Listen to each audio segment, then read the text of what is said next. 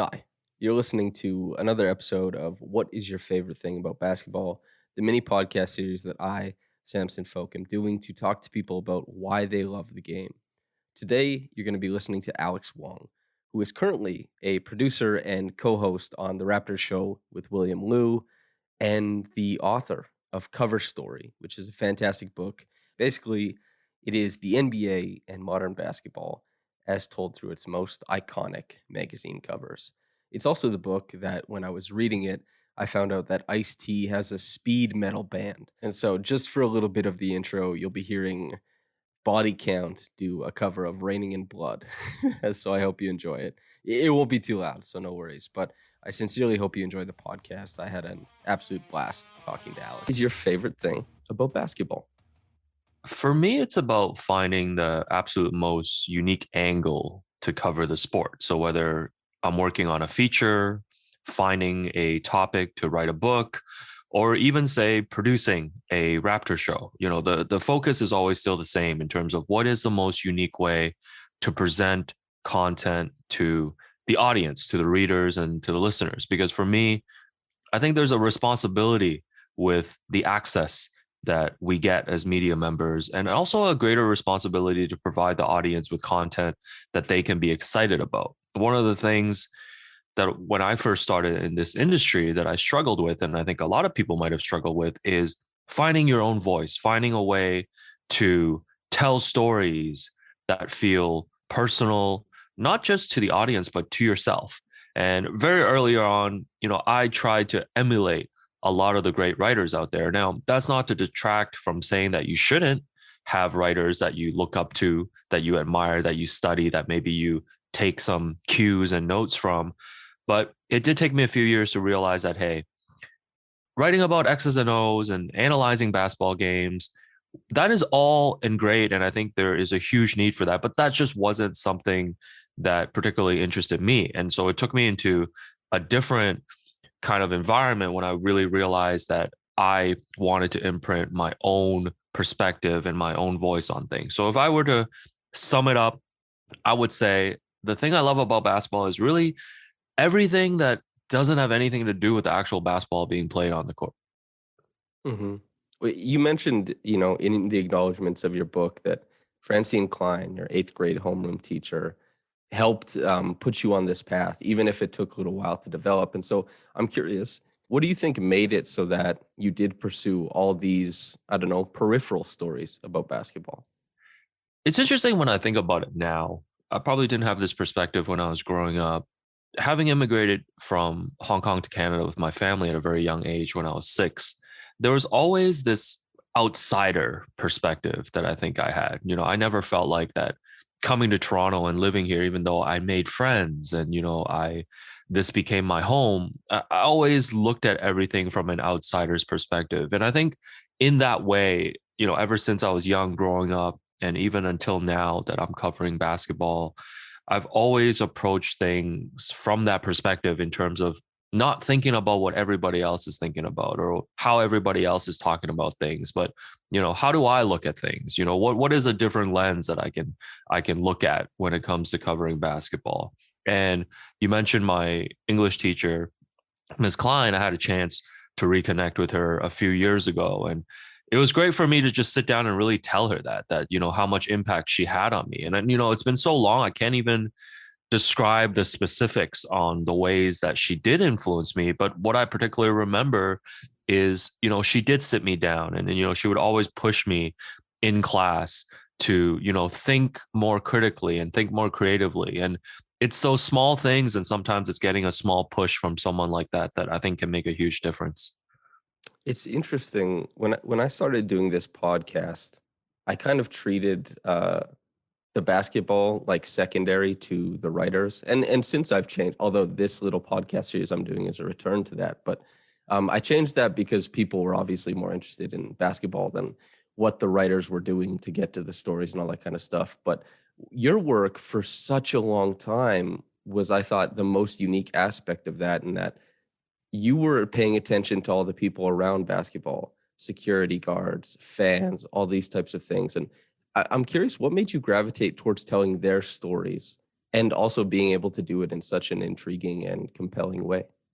I think for me, a lot of times the most interesting stories come from people whose stories haven't been told. When you think about athletes and especially NBA players that we deal with on a day to day basis, a lot of times their stories have been told. And a lot of times their stories have been packaged, say, at a player's tribune or on their, a player owned podcast or YouTube channel that, it can feel a little bit tiring or cliche after a while. So if you were to get access to players or if you were to get access to the arena, I think, again, it goes back to the responsibility of what are the stories that people haven't heard about? What are the stories that if people were in your position and had this access and had this opportunity to talk to and interview these people, what are the stories that they would like to hear? Because when I was thinking about doing this podcast with you, and thinking about examples of some of these unique stories that I want to do. One of the ones that I haven't had a chance to do is when I covered the NBA finals for several years, I was always intrigued by this crew of people who sat at the arena in the back where all the podiums took place, the post-game press conferences. There was just a transcription crew. There was a crew hired by the NBA to provide transcripts, which would then be sent to reporters like ourselves. And what fascinated me about them is LeBron James could be leading the Cavs to a comeback from 3-1 down against the Golden State Warriors in game 7.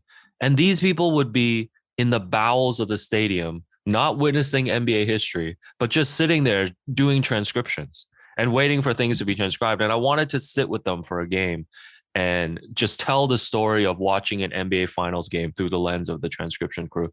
So for me, it's always about looking out for whose stories can be told at the arena. And also just like whatever thread, whatever small thing that someone says, a player says at the end of the game, I'm always thinking about how to turn the smallest thing into an actual story. That is fascinating, actually. The transcribers is to think about. Also, the fact that it's at the NBA Finals is to be like next to what we perceive as greatness, but it's just very workaday for you, which is, I think, like endlessly fascinating as well. Because yeah, even the people who tell these stories, like yourself, or talk about them, be it on TV, radio, podcast, whatever, it's so interesting that sports is the lens by which we see so much greatness, and there's this whole economy of people who cover it, and that can be very exciting, and that can be like feature work where you hang out with a player all day and it comes out, or it can be just day-to-day stuff. It interests me to no end. And I'm curious because we're talking about how basketball exists outside of basketball and outside of the obvious that you work in basketball. And by the way, having so much success, which is fantastic, but I'm curious, what do you think the footprint of basketball is in your life outside of just work? Yeah, I think it's funny when I think about one of the things I've always told people about the NBA is that it's really the only league where you could not watch a single game. And if you were just following it on social media or if you're just consuming it through group chats or friends, that you still know half of the players, because what other league would there be where I could casually bring up a name like a J.R. Smith or a PJ Tucker? These are role players. And, the casual fan might know because of things that they've done or quotes that they've said. In terms of footprint for me, I think basketball is a huge part of, my day to day. And then outside of just having to pay attention because of my work responsibilities, I just find so much entertainment from basketball. One of the things that I do every season is I just keep a running Google Doc of my favorite quotes from NBA players as I'm seeing them on Twitter, as I'm seeing them at press conferences or reading quotes from articles. And each year I try to compile a feature that is essentially just the top 100 quotes of the season. And they are just ridiculous quotes from Anthony Edwards. Or, last night I saw Nick Nurse respond to Masai calling him a mad scientist, saying, I don't know about the scientist part, but I'm definitely mad. I think for me, basketball and especially the NBA, there's just such a collective group of characters that provide such entertainment beyond just the basketball that's played. Are there certain players that you have off the top of your head that you would consider like in the realm of the best quote in the NBA? Well, you obviously brought up Anthony Edwards, but is there some players you have? In terms of players that I've come across, I would say there's actually just like an archetype. I think the veteran role players who've had the perspective, who know how to talk to media and who aren't nervous, to be honest. And some of the names might surprise. When CJ Miles was on the Raptors, he was one of the best players that I've ever talked to. JJ Redick is another one. I've really enjoyed talking to guys like Austin Rivers. I remember there's one time I was doing a story about how you learn when you actually become a veteran in this league, because I was intrigued, because every time I watched a broadcast, I would hear the announcers call particular players a vet, and there was no definition for it. Sometimes a player could be in his third year in the league, and if he was on a young team, he would be referred to as a vet. Or sometimes a player would be in his 11th year, and that is when he would be referred to as a vet. So my whole story idea was, how do you know when you've become a veteran in the NBA? And I wanted to ask Austin Rivers if it mattered when you've switched enough teams and you've had enough experience in the locker room. And I don't know how this happened, but I think people familiar with Austin Rivers' personality. He's a very self-confident guy. 2 minutes into the interview, somehow we got to Austin Rivers telling me that he had the best crossover in the NBA. And he told me, just make sure you keep an eye on me on the court tonight. Watch. And I don't think he actually crossed anyone over that night, but it's those kind of guys. I think guys that are honest, guys that will engage you in the conversation, because sometimes it's really hard talking to players as well, because they have gone through the motions every day of answering the game day questions and answering the post game questions. When you approach some of these players, if you don't have a relationship with them, there's really skepticism sometimes, because they think that you're just coming to do the same old story again. And I've seen guys get really excited when they realize that the topic is something different. And, I'd be remiss to not mention Fred VanVleet as well. I think Fred VanVleet is a very obvious choice in terms of someone who's always been honest, but also engages you in any conversation that you want to have. So in terms of players, those are really the ones that off the top of my head I can think of. The Thenard War Effect, I suppose. Is there a player or a question that you found has pleased a player the most, that they're like, oh, hell yeah, that kicks ass?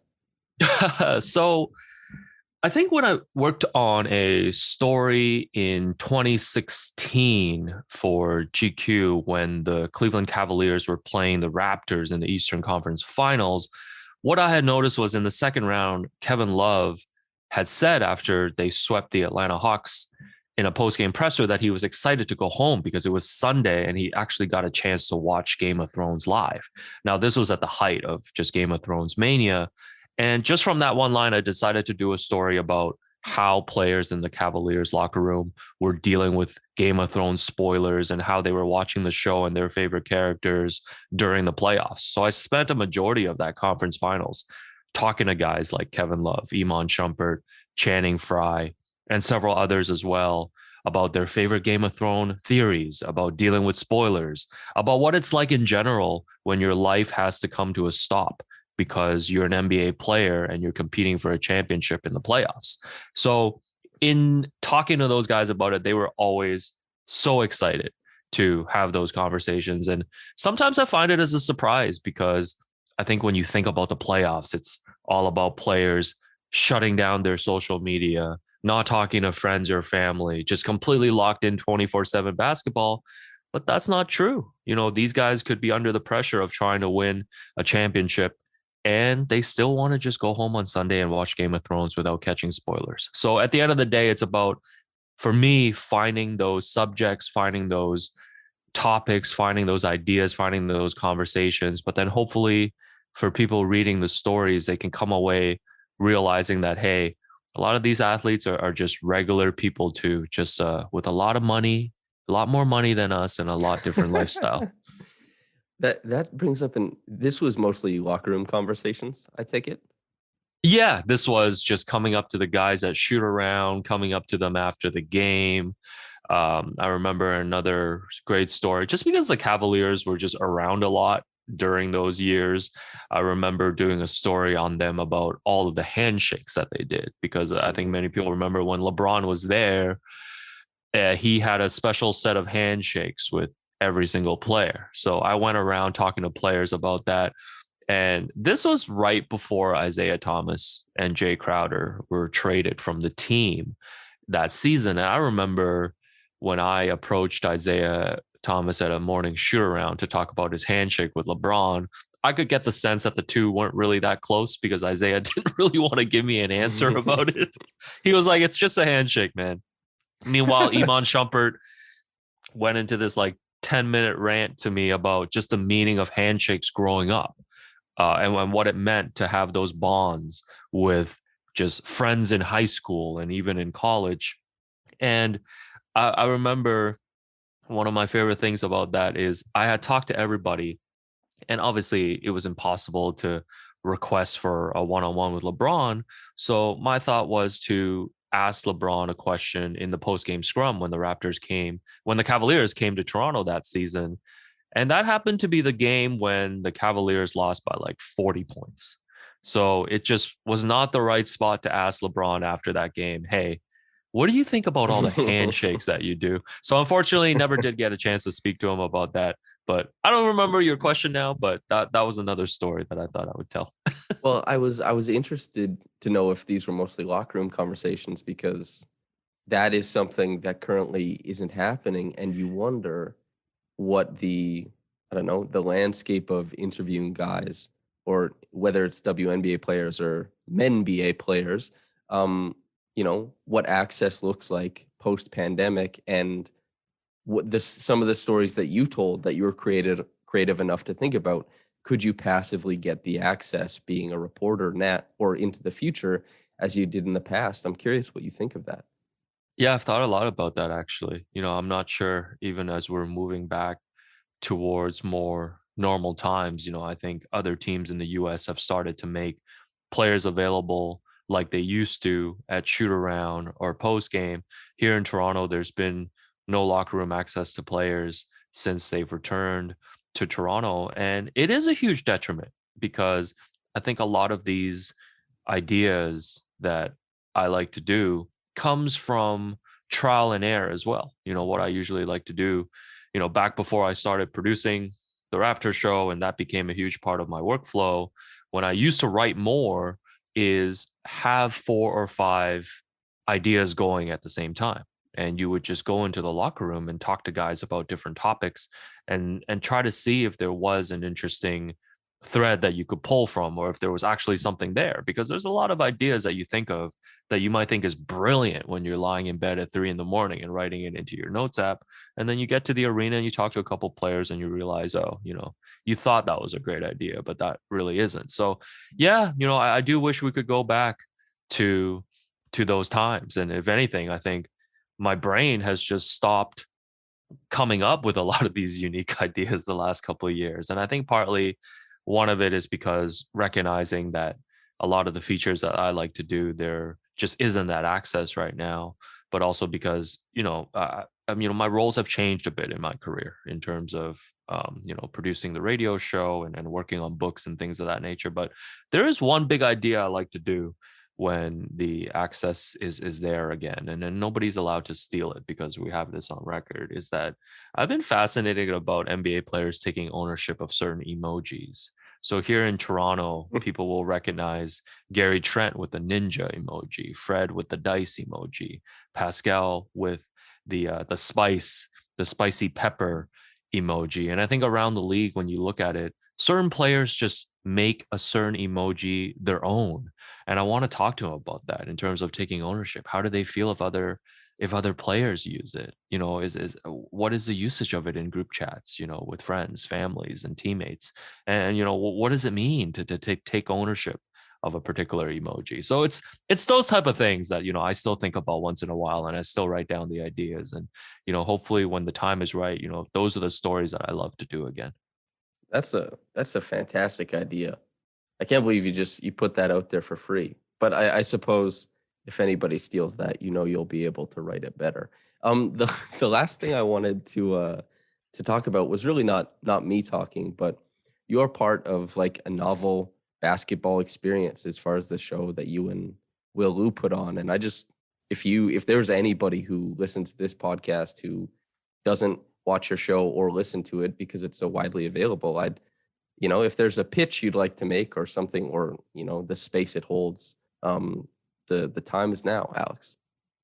Yeah. So, one of the things, the one thing I always say, I give a lot of the credit to Will Liu because I think he looks at the game in a much different way than I do in the way that in the things that we've talked about today. But I think the thing that Will and I do in working on the Raptors show and doing a 1 hour show Monday to Friday is we approach it the way we've always approached watching the Raptors and talking about the Raptors. Like we're not trying to be anybody but ourselves. And I think, to be able to do that, you can't just say that. You have to be comfortable with whether being yourself is enough to service the audience. Because it goes back to everything that I said at the beginning is I feel like a lot of times, whether you're a writer or whether you're a podcast host, not enough of us put ourselves in the shoes of the reader or the listener. And this is something that I always try to do is what would the listeners want? If you were a Raptors fan, whether you were casual or a diehard or something in between, what is it that you want us to talk about? How would you want us to talk about it? Like essentially just putting myself in their shoes because I think a lot of times we love talking about ourselves. Like I'm on here talking about myself and process and ideas and things like that. And I don't think there's anything wrong with that. But sometimes it's really important for us to get out of that zone. And I do hope that with the way that, I've produced the show and with the way that Will and I speak on air and the guests that we bring on, that people feel like they are part of the community. Because I do feel like, and this is not to call out anybody in the industry, but when you're not passionate about basketball, when you're not passionate about the Raptors, it shows. There's a huge difference between just showing up and doing your job versus showing up, doing your job, and having fun and being really passionate about it. So I think that's the one thing that Will and I really that's how we resonate with people, in my opinion. Okay, and sorry, one last question because I remember you tweeting. I can't remember if it was a year or a year and a half This is ago. never a good start to a question, by the No, way. no, no, no. Yeah, It's I'm a really scared. great tweet. Really great Okay. tweet. Not a bad thing. I think you tweeted something to the effect of the least important thing you can be when talking about basketball is right. Who cares? And I'm really curious to get your opinion as gambling money really, there's a huge injection of it into the industry. And we see that many people are trying, and this goes for myself because a lot of my work is analysis based currently, but trying to be right. And, I'm curious what you make of that. Yeah, I think what I meant to say by that is really just that so many of the conversations that happen, especially on social media, is driven by whether I am right or not. And so many of it is comparing players or comparing the legacies of players or comparing teams from different eras or posting certain stats to support that this player that I'm talking about is better than the other player. There's no more boring. The most boring conversation to me in basketball is when you talk about like, oh, who's the greatest of all time? Or, oh, you have to pick. Is it Michael or is it LeBron? Or, oh, would the 72 win Bulls have beaten the 73 win Warriors? And those conversations honestly just evolve into people wanting to show that they know more than the other people. And to me, that's so not interesting. I think from a gambling standpoint, yes, I think that's a different way to look at it in terms of getting things right. But when it goes back to writing and talking about basketball, I think about the work that you do. Thinking about one of the most recent stories when you looked at every single one of Scottie Barnes's play and try to analyze what kind of player he would become.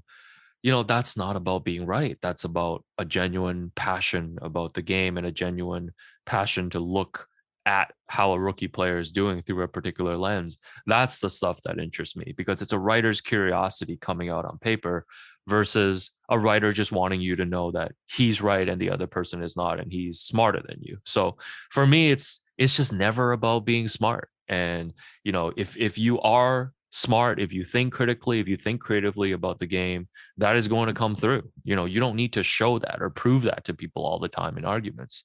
And that's why I have, in recent years, used my social media to post the same 3 uncut gem screenshots all the time. Very good. Very good. Alex, thank you so much for the time, man. No, I really appreciate it, Samson. Really enjoying this series. Thank you. And listeners, if you liked the way that Alex saw the game, I have incredible news for you. He has a book out. It's called Cover Story, and it is, quote, the NBA and modern basketball as told through its most iconic magazine covers.